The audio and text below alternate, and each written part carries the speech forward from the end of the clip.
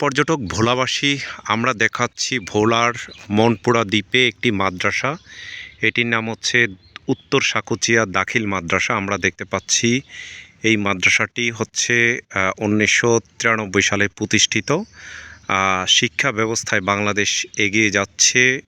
সারা বাংলাদেশের শিক্ষা ব্যবস্থা পরিবর্তন হলেও, শিক্ষা ব্যবস্থার উন্নতি ঘটলেও আমরা মনপুরাতে এসেছিলাম। মনপুরাতে দেখেছিলাম যে হয়তো 2 বা 3টি মাদ্রাসা রয়েছে, তাও দাখিল মাদ্রাসা, আলিম কিংবা ফাজিল পর্যন্ত মাদ্রাসা নেই।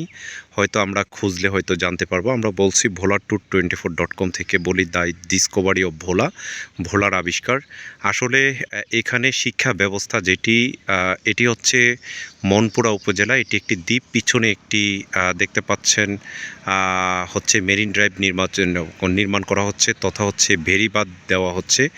এই মাদ্রাসাগুলো আসলে এখানে শিক্ষা প্রতিষ্ঠানগুলো তারা এতটা উন্নত নয়, যেই জন্য হচ্ছে শিক্ষা প্রতিষ্ঠানগুলো তারা এখান থেকে ভালো ভালো ছাত্র তৈরি করতে পারে না। আমরা আজ এটির মাধ্যমে উপজেলা শিক্ষা অফিসার এবং হচ্ছে জেলা প্রশাসক মহোদয়, ভোলা জেলার প্রশাসক মহোদয়, তাদেরকে অনুরোধ জানাবো।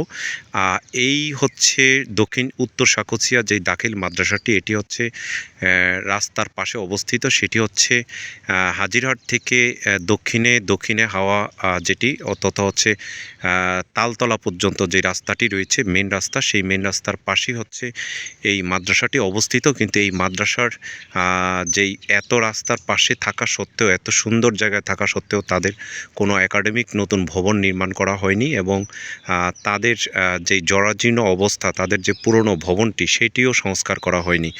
আমরা সরকারের কাছে অনুরোধ জানাবো যে এটি যাতে হচ্ছে এই মাদ্রাসার এখানে যাতে একটি নতুন ভবন, একাডেমিক ভবন নির্মাণ করা হয়। এই মাদ্রাসাটিকে দাখিল থেকে আলিম বা ফাজিল পর্যন্ত হচ্ছে উন্নীত করা হয়, তাহলেই হয়তো উত্তর সাকুচিয়ার মানুষ এখান থেকে হচ্ছে তারা শিক্ষা ব্যবস্থায় এগিয়ে যাবে, এবং এখান থেকে যারা পড়াশোনা করে তারা হচ্ছে জাতীয় কারিকুলামে যুক্ত হয়ে, বা যেভাবে হচ্ছে অন্যান্য দেখেছিলাম যে এটি ভোলার চরপেশনের সাথে এটি যুক্ত, এবং সরকারিভাবে যারা সাবেক সরকারি ছিলেন অথবা বর্তমানে সরকারে আসবেন, তারা হচ্ছে এই প্রতিষ্ঠানগুলো নিয়ে, বিশেষ করে হচ্ছে মনপুরার যে 4 লক্ষ মানুষ, 4টি ইউনিয়ন রয়েছে, 4টি ইউনিয়নে ভালো শিক্ষা প্রতিষ্ঠান নির্মাণ করার জন্য, এবং শিক্ষা প্রতিষ্ঠানগুলোর যেই অকেজো ভবন বা হচ্ছে এইগুলো যাতে হচ্ছে আধুনিকায়ন করা হয়, এগুলো সুন্দরভাবে নির্মাণ করা হয়, এগুলোর যে এমপিওভুক্ত তথা হচ্ছে শিক্ষক নিয়োগ বা পড়াশোনার যে মান উন্নয়ন, সেগুলো